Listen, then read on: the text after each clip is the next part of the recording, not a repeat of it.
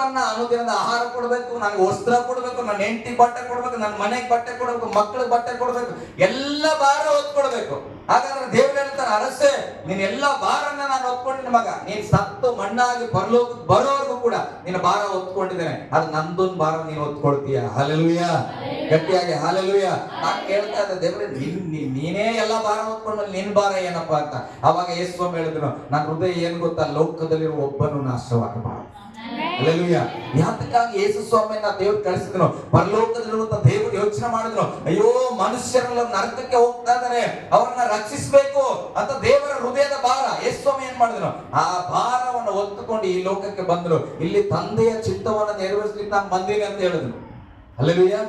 ಆ ತಂದೆಯ ಚಿತ್ತ, ಅದು ತಂದೆಯ ಭಾರ ಏನ್ ಗೊತ್ತಾ, ಈ ಜನರನ್ನ ರಕ್ಷಿಸಬೇಕು. ಅದನ್ನ ಬಂದು ಯೇಸು ಸ್ವಾಮಿ ಏನ್ ಮಾಡಿದ್ರು, ನಮ್ಮನ್ನು ರಕ್ಷಿಸಲಿಕ್ಕೆ ರಕ್ತ ಸುರಿಸಿದ್ರು, ಪ್ರಾಣ ಕೊಟ್ಟನು, ಮೃತ್ಯುಂಜಯನಾಗಿ ಎದ್ದು ಬಂದು ಆತನ ಏನ್ ಹೇಳ್ತಾನೆ ಮತ್ತಾಯ 28ರಲ್ಲಿ, ಇಗೋ ಹೋಗಿರಿ, ಲೋಕದ ಕಟ್ಟ ಕಡೆಯವರೆಗೆ ಹೋಗಿ ಸುವಾರ್ತೆಯನ್ನ ಸಾರಿರಿ, ನಂಬುವವರಿಗೆ ದೀಕ್ಷಾ ಸ್ಥಾನ ಕೊಡ್ರಿ, ಅವರಿಗೆ ದೆವ್ವಗಳನ್ನ ಸ್ವಸ್ಥತೆ ಮಾಡುವಂತ ಅಧಿಕಾರ, ದೆವ್ವಗಳನ್ನ ಬಿಡಿಸುವ ಅಧಿಕಾರವನ್ನು ಕೊಟ್ಟು ಆತನ ಅಭಿಷೇಕಿಸಲ್ಪಟ್ಟನು. ಇವತ್ತು ನನ್ನನ್ನ ನಿನ್ನನ್ನ ದೇವರು ಕೇಳ್ತಾರ, ಹಾಗೆ ಶಿವಮ್ಮ ನಿನ್ ಎಲ್ಲಾ ಭಾರವನ್ನ ನಾನು ಹೊತ್ತುಕೊಳ್ಬೇಕಾ?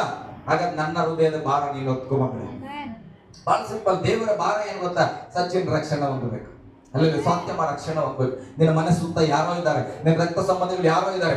ದೇವರ ಭಾರ ಏನಂದ್ರೆ ಏನ್ ನಿನ್ ಚಿಂತೆ ಕೊಡೋದಲ್ಲ, ನೀನ್ ಕಾಣಿಕೆ ಕೊಡ್ಬೇಕಂತಲ್ಲ ದೇವರು ಕೇಳಿದ್ದು. ದೇವರ ಹೃದಯದ ಭಾರ ಏನಂದ್ರೆ ಒಬ್ಬರು ನಾಶವಾಗಬಾರದು. ಹಲ್ಲೆಲೂಯಾ, ಗಟ್ಟಿಯಾಗಿ ಹಲ್ಲೆಲೂಯಾ. ಆಸ್ತಿ ಮಾಡಬೇಡ ಅಂದ್ರೆ ಹಲ್ಲೆಲೂಯಾ.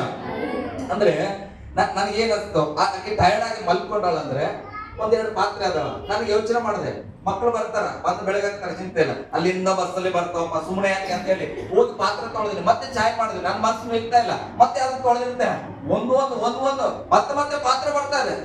ಅವಾಗ ಅನಿಸ್ತು, ನನ್ನ ಮನೇಲಿ ನಾನು ಒಬ್ಬನೇ ಕರ್ತೆ ಅಲ್ಲ, ನನ್ನ ಹೆಂಡತಿ ಕೂಡ ಕರ್ತೆ ಅದಲ್ಲ. ಹಲ್ಲೆಲೂಯಾ. ನಾವ್ ಅನ್ಕೊಂಡ್ಬಿಡ್ತೀವಿ, ನಾನೇ ಹೊರಗೆ ದುಡಿತಾನೆ, ನಾನೇ ಕತ್ತೆ, ಫಾಸ್ಟ್ ಹೇಳಲ್ಲ, ನಾನೇ ಭಾರ ಹೊತ್ಕೊಂಡು ಬರ್ತಾನೆ, ನನ್ನ ಹೆಂಡತಿನ ಮಾಡ್ಬೇಕು. ಅಲ್ಲಪ್ಪ, ಹೆಂಡತಿ ಕತ್ತಿಯಾಗಿ ದುಡಿಯುವಂತದ್ದು ನಮ್ ಕಣ್ಣಿಗೆ ಕಾಣಿಸಲ್ಲ. ಹಲ್ಲೆಲೂಯಾ. ಹೌದು, ನಾನು ದುಡಿತಾ ಇದ್ದಾನೆ, ನನ್ನ ಹೆಂಡತಿ ಕೂಡ ದುಡಿ. ನಮ್ಮ ಮಕ್ಳು ಏನ್ ಮಾಡ್ತಾವ, ಬಿಸ್ಕೆಟ್ ಬೇಕಂತಾವ, ಅದು ಬೇಕಂತ, ಇದು ಬೇಕಂತ. ಯೋಚನೆ ಮಾಡ್ರಿ, ನಿಮ್ ಮಕ್ಕಳು ಆ ಶಕ್ತಿಗೆ ಮೀರಿ ಬುಕ್ ತಗೊಂಡ್ ಹೋಗ್ತಾವ ಬ್ಯಾಗಲ್ಲಿ. ಹಲ್ಲೆಲೂಯಾ. ಮಕ್ಕಳು ಬೆಳಿಗ್ಗೆ ಎದ್ದರೆ ಏನ್ ಮಾಡ್ತಾರೆ, ನನ್ನ ಮಗ ಚೆನ್ನಾಗಿ ಓದ್ಬೇಕು, ಹೇಳ್ರಿ, ನನ್ನ ಮಗ ಮಗಳು ಚೆನ್ನಾಗಿ ಓದ್ಬೇಕು, ಒಳ್ಳೆ ಕೆಲಸ ತಗೋಬೇಕು ಒಂದ್, ಆಮೇಲೆ ಹೇಳ್ರಿ ಹಲ್ಲೆಲೂಯಾ. ಅದಕ್ಕೆ ಏನ್ ಮಾಡ್ತವೆ, ಬೆಳಿಗ್ಗೆ ನನ್ನ ಕಣ್ಣು ಮುಂದೆ ಕಾಣಿದ ದೀಪು ಬೆಳಿಗ್ಗೆ 6 ಗಂಟೆಗೆ ಸ್ನಾನ ಮಾಡವ. ಇಲ್ಲಿ ಮನೆಯಲ್ಲಿದ್ದಾಗ 6 ಗಂಟೆಗೆ ಸ್ನಾನ ಮಾಡಿ ಬಸ್ಸು ಕರ್ಕೊಂಡು ಹೋಗ್ಬಿಡವ. ಆಕೆ ಟಿಫನಿಗೆ ಬರ್ತಾನೆ, ಹೆಂಗ ಬರ್ಬೇಕಾತ, ಹಿಂಗೇನ್ ಬರ್ಬೇಕು, ತಿಂದಿ ಹೋಗ್ಬಿಡ್ಬೇಕು. ಹಲ್ಲೆಲೂಯಾ. ಮತ್ತೆ ಹೋಗ್ಬೇಕು, ಆಯ್ತು ಮುಗಿತು, 4 ಗಂಟೆಗೆ ಬರ್ತಾನ, ಇಲ್ಲ 4 ಗಂಟೆ ಮುಗಿದ್ಮೇಲೆ ಏನು ಸ್ಪೆಷಲ್ ಕ್ಲಾಸ್ ಇದೆ. ಹಲ್ಲೆಲೂಯಾ. ಸ್ಪೆಷಲ್ ಕ್ಲಾಸ್ ಮುಗಿಸ್ಕೊಂಡು ಬರ್ತಾನ, ಮುಗಿಸ್ಕೊಂಡು ಬಂದು ಮನೆಯಲ್ಲಿ ಏನ್ ಮಾಡ್ಬೇಕು, ಮಕ್ಕಳದ ಒಂದು ಕ್ಲಾಸ್ ಮಾಮೂಲಿ ಕ್ಲಾಸ್ ನಡೆದ್ರೆ ಒಂದು 40 ಹೋಮ್ವರ್ಕ್ ಇರ್ತಾವ, ಸ್ಪೆಷಲ್ ಕ್ಲಾಸ್ ಬೇರೆ ನಡೆದಿದೆ, ಮತ್ತೊಂದು ಎಕ್ಸ್ಟ್ರಾ ಹೋಮ್ವರ್ಕ್. ಮನೆಯಲ್ಲಿ ಬಂದು ಏನ್ ಮಾಡ್ಬೇಕು, ಹೋಮ್ವರ್ಕ್ ಬರ್ದೆ ನಿದ್ದೆ ಬರ್ತಾ ಇದೆ ಅನ್ನೋ ಹೊತ್ತಿಗೆ ಮಲ್ಕೊಡ್ತಾವ, ಒಳ್ಳೆ ಸುಖದ ಕನಸು ಬೀಳ್ತಾ ಇದೆ ಅವ್ರಿಗೆ ಎತ್ತಿ ಶಾಲೆಗೆ ಹೋಗ್ಬೇಕು. ಹಲ್ಲೆಲೂಯಾ. ಮಕ್ಳಿಗೆ ಏನ್ರಿ ಅರ್ಥ ಆಗ್ತದ, ಅವ್ರಿಗೆ ಏನ್ ಕಷ್ಟ ಅದ, ತಂದು ಫೀಸ್ ಕಟ್ಟಕ್ ನನಗೆ ಕಷ್ಟ, ಬ್ಯಾಗ್ ತರಕ್ ನನಗ್ ಕಷ್ಟ, ಪುಸ್ತಕ ತರಕ್ ನನಗ್ ಕಷ್ಟ, ಪೆನ್ ಕೊಡ್ಸಕ್ ನನಗ್ ಕಷ್ಟ. ಮಕ್ಳು ಹೇಳ್ತಾರಪ್ಪ, ನಿನ್ಗೇನಪ್ಪಾ ಎಲ್ಲ ತಂದಿಟ್ಟಿ, ಅದು ಓದಕ್ ನಮಗ್ ಕಷ್ಟ. ಅವು ಕೂಡ ಒಂದ್ ರೀತಿ ಕಥೆಗಳು, ಎಲ್ಲ ಹೊತ್ಕೊಂಡು ಹೋಗ್ತಾವ. ನಾನು ಹೇಳ್ತೇನೆ, ಮಕ್ಕಳ ಹೃದಯನ ಅರ್ಥ ಮಾಡ್ಕೊಡ್ರಿ. ವಾರ ಪೂರ್ತಿ ಅವು ನಿಮ್ಮ ಮಾತು ಕೇಳ್ತಾವ, ಶಾಲೆಗೆ ಹೋಗ್ತಾವ, ಹೋಮ್ವರ್ಕ್ ಬರೀತಾವ, ಬರ್ತಾವ, ಎಲ್ಲ ಮಾಡ್ತಾವ, ಮನೆಯಲ್ಲೂ ಕೂಡ ಓದ್ತಾವ, ಮಲ್ಕೊಡ್ತಾವ. ಆ ಮಕ್ಕಳ ಮನಸ್ಸಲ್ಲಿ ಏನ್ ಭಾರ ಇರ್ಬೋದು, ಆ ಮಕ್ಳಿಗೆ ಇರ್ತದ, ನಾವು ಒಂದಿನ ಹೋಗಿ ಗಪ್ ತಿಳ್ಕೊಂಡ್ ಬರ್ಬೇಕಪ್ಪ. ಹಲ್ಲೆಲೂಯಾ. ಸ್ವಲ್ಪ ಆಟ ಆಡ್ಬೇಕು, ನಾನು ಸ್ವಲ್ಪ ಇದೇನು ಹೋಮ್ವರ್ಕ್ ಶಾಲೆ ಅಂತಾರ, ಇದು ಬೇಕಾಗಿಲ್ಲ ನನಗೆ ಅನ್ಸ್ತದ ಮನ್ಸಿಗೆ.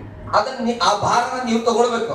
ವಾರದಲ್ಲಿ ಒಂದು 2 ತಾಸು ಟೈಮ್ ಫ್ರೀ ಮಾಡ್ಕೊಂಡು ಸುಮ್ಮನೆ ಮಕ್ಕಳ ಕರ್ಕೊಂಡು ಒಂದ್ ಸಣ್ಣದ ಏನೋ ಪುಟ್ಟು ತಿಂಡಿಯನ್ನ ತಿನ್ಕೊಂಡು ಅಲ್ಲೆಲ್ಲೋ ಆಟ ಆಡ್ಸ್ಕೊಂಡು ಬಂದ್ರೆ ಆ ಮಕ್ಕಳು ಏನ್ ಮಾಡ್ತಾ ಗೊತ್ತಾ, ಅವ್ರ ಮಕ್ಕಳಲ್ಲಿ ಭಾರ ಇಟ್ಕೊಡಲ್ಲ. ನಮ್ಮಪ್ಪ ಕರ್ಕೊಂಡು ಹೋಗ್ತದ ಹೊರಗೂ ಕೂಡ. ನಮ್ ನೋಡೋದಾದ್ರೆ ನಮ್ಮ ಮನೇಲಿ ಹಂಗೆ, ನಾನು ಬೇಕಂತ ಹೇಳ್ತಾರೆ, ನಾನು ಮಗು ಏನಾದ್ರು ಹುಟ್ಟಿದ್ರೆ ವಾರದಲ್ಲಿ ಒಂದಿನ ನಾನೇ ಚುಟ್ಟಿ ಹಾಕ್ಸ್ತಾನ. ಅಲ್ಲೆಲ್ಲ ಕಾರಣ ಏನಂದ್ರೆ ಭಾರ ಹಾಕ್ಬಾರ್ದು ಪ್ರೇರೆ, ಭಾರವನ್ನ ತೆಗೆದುಕೊಳ್ಬೇಕೆ ಹೊರತು ನಾವೇ ಅವರಿಗೆ ಭಾರ ಹಾಕ್ಬಾರ್ದು. ನಾನು ಹೇಳ್ತೀನಿ, ವಾಕ್ಯ ಹೇಳ್ತದೆ, ಒಬ್ಬರ ಭಾರವನ್ನ ಒಬ್ರು ಹೊತ್ತುಕೊಳ್ರಿ. ನಮ್ಮ ಭಾರವನ್ನ ಅವ್ರ ಮೇಲೆ ಹೊರಿಸೋದಲ್ಲ, ಅವರಿಗಿರುವ ಭಾರವನ್ನ ಏನಾದ್ರೂ ತೆಗೆದುಕೊಳ್ಳ, ಲಗೇಜ್ ಅಂತಲ್ಲ, ಅವರ ಮನಸ್ಸಲ್ಲಿರುವ ಭಾರವನ್ನ ನಾವು ತಿಳ್ಕೊಳ್ಬೇಕು. ಆ ಮಕ್ಕಳಿಗೆ ಏನೋ ಇಷ್ಟ, ಒಂದು ದಿನ ನನ್ನ ಸಾಲದ ಜೊತೆ ನಾನು ಟಿವಿ ನೋಡಲ್ಲ, ಬಟ್ ನಮ್ಮ ಫ್ಯಾಮಿಲಿ ಜೊತೆ ನಾನು ನೋಡ್ತಾನೆ, ಇಂಟ್ರೆಸ್ಟೆಡ್ ಇರೋ ಫಿಲ್ಮ್ಗಳನ್ನ ಹಾಕಿ ನಾನು ನೋಡ್ತಾನೆ. ಅದ್ರ ಒಳಗಡೆ ಯೇಸು ಸ್ವಾಮಿ ಬಗ್ಗೆ ಇರಬೇಕು. ಮಲಯಾಳ ಸಿನಿಮಾಗಳಲ್ಲಿ ಪ್ರತಿಯೊಂದು ಸಿನಿಮಾಗಳನ್ನು ಕೂಡ ಜೀಸಸ್ ಸಂಬಂಧಪಟ್ಟಂತೆ ತೆಗಿತಾ ಇದ್ದಾರೆ. ಏನೋ ಕತೆ ಹೇಳ್ಕೊಂಡು ಒಂದು ಲಾಸ್ಟ್ ಏನ್ ಮಾಡ್ತಾರೆ, ಎಂಡ್ ಅಪ್ ಕೊನೆಯದಾಗಿ ಯೇಸು ಸ್ವಾಮಿಯ ಭಕ್ತಿಗಳಿಗೆ ನಡೆಸ್ತಾರೆ. ಅಂತ ಸಿನಿಮಾಗಳನ್ನ ನಾವು ನೋಡ್ತೇವೆ. ಆತ ಕೂಡ ನನ್ನ ಜೊತೆ ಕೂತ್ಕೊಂಡು ನೋಡ್ತಾನ. ಅವಾಗ ಏನಾಗ್ತದೆ, ಅವನಿಗೆ ಚಿಂತೆ ಇಲ್ಲ, ನಾ ಹೋಮ್ ವರ್ಕ್ ಬರೀತಾರ, ಶಾಲೆಗೆ ಹೋಗ್ತಾರೆ, ಎಲ್ಲ ಮಾಡ್ತಾರ. ನಮ್ ಚಿಕ್ಕಪ್ಪ ನನ್ನ ಜೊತೆ ಕೂಡ ಒಂದು ಟಿವಿ ಕೂಡ ನೋಡ್ತಾನ. ಹಲ್ಲೆಲೂಯಾ. ನಾನು ಹೇಳ್ತೇನ್ರಿ, ನಾವು ಭಾರ ಆಗ್ಬಾರ್ದು ನಮ್ಮ ಮಕ್ಕಳಿಗೆ. ಆ ಮಕ್ಕಳಲ್ಲಿರೋ ಭಾರದ ಮನಸ್ಸನ್ನ ನಾವು ತೆಗೆದುಕೊಳ್ಬೇಕು. ಅವ್ರಿಗೆ ಏನ್ ಇಷ್ಟ ನಾವು ತಿಳ್ಕೊಳ್ಬೇಕು. ಅದಕ್ಕೆ ಬೈಬಲ್ ಹೇಳ್ತದೆ ಏನಂತ, ಒಬ್ಬರ ಭಾರವನ್ನು ಒತ್ತಿಕೊಳ್ಳ್ರಿ. ಹಲ್ಲೆಲೂಯಾ. ಇದುವರೆಗೆ ಒತ್ಕೊಂಡಿದ್ರೆ ಸ್ತೋತ್ರ, ಒತ್ತುಕೊಂಡಿಲ್ಲ ಅಂದ್ರೆ ಏನ್ ಮಾಡೋಣ, ಇವಾಗ ಅಭ್ಯಾಸ ಮಾಡೋಣ. ಏನಾದ್ರೂ ಒಂದು ಸಹಾಯ ನಮ್ಮ ಕೈಯಿಂದ ಆಗುವಂಥದ್ದು, ಅವ್ರಿಗಾಗಿ ಪ್ರಾರ್ಥನೆ ಮಾಡೋದು. ಗಂಡ ಬಹಳ ಚಿಂತೆ, ಯಾವಾಗ ಕೆಲಸ ಮಾಡ್ಕೊಂಡು ಬರ್ತಾನ, ಆಸೆ ಮನೆಯವರೆಲ್ಲ ಫ್ಯಾಮಿಲಿ ಪ್ರೇಯರ್ ಮಾಡಿದ್ರೆ ಬಹಳ ಸಂತೋಷ. ಗಂಡನ್ಗೆ ಟೈಮೇ ಸಿಗಲ್ಲ. ಒಂದ್ ಮನ್ಸು ಮಾಡೋದು, ನನ್ ಗಂಡನ್ಗೆ ಆಗಿದ್ರೆ ನಾನು ಒಂದು ಅರ್ಧ ಗಂಟೆ ಹೆಚ್ಚು ಪ್ರಾರ್ಥನೆ ಮಾಡೋದು. ಹಲ್ಲೆಲೂಯಾ. ಏನ್ ಮಾಡ್ತೀರಿ, ಎಲ್ಲರೂ 10 ರೂಪಾಯಿ ಕೊಡ್ಬೇಕ್ರಿ, ಎಲ್ಲ ಸಮಯದಲ್ಲಿ 10 ರೂಪಾಯಿ ಕೊಡ್ಬೇಕಂದಾಗ ಏನ್ ಮಾಡ್ತಾನೆ ಗಂಡ, ಕಾಣಿಕೆ ಹಾಕುವಾಗ ಹೆಂಡತಿರೆಲ್ಲ ದುಡ್ದಿದೆ, ಹೆಂಡತಿ ಕೈಲಿರೋ ಕಾಣಿಕೆ ಹಾಕುಂದೆ, ಆತನ ಕೈಲಿರೋ ಕಾಣಿಕೆ ಹಾಕುಂದೆ, ಮಗಳಾಗ್ತಾನೆ ಅದು ಕಾಣಿಕೆ ಹಾಕುಂದೆ, ಮಗ ಇದ್ರೆ ಅವ ಬಂದಾಗ್ತಾನೆ ಆ ಕಾಣಿಕೆ ಹಾಕುಂದೆ. ಹಲ್ಲೆಲೂಯಾ. ಎಲ್ಲ ಅದೇ 100 ರೂಪಾಯಿ ಅಪ್ಪನೇ ಹಾಕಿ ಮುಗಿತಿತ್ತು. ಯಾಕೆ ಹಾಕ್ತೀರಿ? ಹಲ್ಲೆಲೂಯಾ. ನನ್ನ ಮಗ ನನ್ನ ಮಗಳಲ್ಲಿ ಖಾಲಿ ನಿಂತ್ಕೊಳ್ಬಾರ್ದು ಅಂತೇಳಿ ಅಪ್ಪ ಏನ್ ಮಾಡ್ತಾನ, ಕಾಣಿಕೆ ಭಾರವನ್ನು ತೆಗೆದುಕೊಂಡು ನಿನಗೆ ಕೊಡ್ತಾನ. ಅಂದ್ಮೇಲೆ ಆ 10 ರೂಪಾಯಿಗೋಸ್ಕರ ನಮ್ಮ ಅಪ್ಪನ ಪಾಲ ನಾನು ಒಂದು 10 ನಿಮಿಷ ಪ್ರೇಯರ್ ಮಾಡ್ತಾನೆ. ನಮ್ಮ ಅಪ್ಪನ ಹೆಸರಲ್ಲಿ ನಾನ್ ಪ್ರಾರ್ಥನೆ ಮಾಡ್ತಾನೆ. ನಮ್ಮ ಅಪ್ಪನ ಹೆಸರಲ್ಲಿ ಒಂದೆರಡು ವಾಕ್ಯ ನಾನು ಓದ್ತೇನೆ. ನಮ್ಮ ಅಪ್ಪನ ಆರೋಗ್ಯಕ್ಕಾಗಿ ನಾನು ಪ್ರಾರ್ಥನೆ ಮಾಡ್ತೇನೆ. ಅಂದ್ರೆ ಒಬ್ಬರ ಭಾರವನ್ನು ಒಬ್ಬರು ಹೊತ್ಕೊಳ್ಳಿ. ನಿನಗೆ ಪ್ರೇಯರ್ ಮಾಡಕ್ ಚೆನ್ನಾಗಿ ಬರ್ತದ, ಎಲ್ಲರ ಪಾಲಾಗಿ ಒಂದ್ ಸ್ವಲ್ಪ ಪ್ರಾರ್ಥನೆ ಮಾಡು.